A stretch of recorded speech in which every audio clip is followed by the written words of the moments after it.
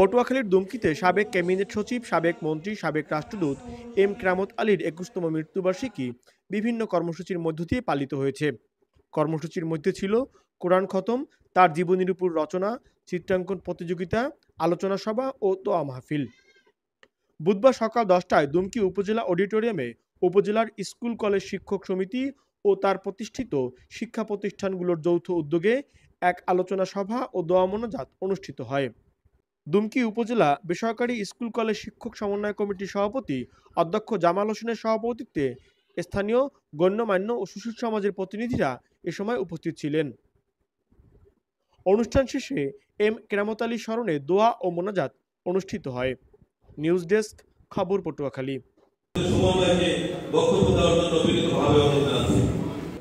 আমার শিক্ষক সমিতি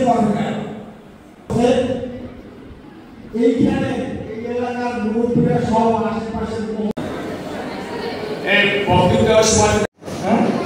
মূল্যবান সভা, তো তার সকল বিশেষণের মধ্যে মহতী সভাটাই আমরা এই জাতীয় সভায় পেয়ে থাকি। আমার সেনাস্পদ শিক্ষার্থীরা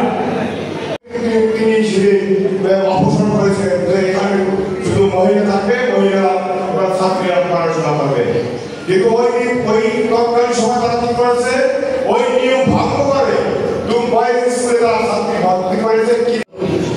শিক্ষা প্রতিষ্ঠানের শিক্ষকবৃন্দ, সুশীল সমাজ, ছাত্রবৃন্দ, আসসালামু আলাইকুম ওয়া রাহমাতুল্লাহ। তার সাই ভাই শীর্ষ অফিসার ছিলেন। তখন ওনা যখন যায়, আমার বইয়ে যায় 21তম মৃত্যুবার্ষিকী উপলক্ষে আজকে আলোচনা সভা। এই আলোচনা সভায় উপস্থিত আছেন বিভিন্ন বিষয় নেতৃবৃন্দ।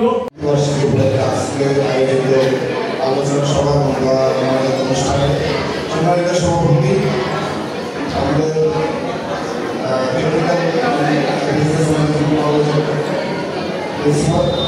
জামাল হোসেন, মঞ্চে উপস্থিত বিভিন্ন পর্যায়ে সম্মানিত অতিথি। এবং তারা দুমকিতে এমন কোনো অনুষ্ঠান নাই যারা তারা প্রাণ বন্ধ করে না করে।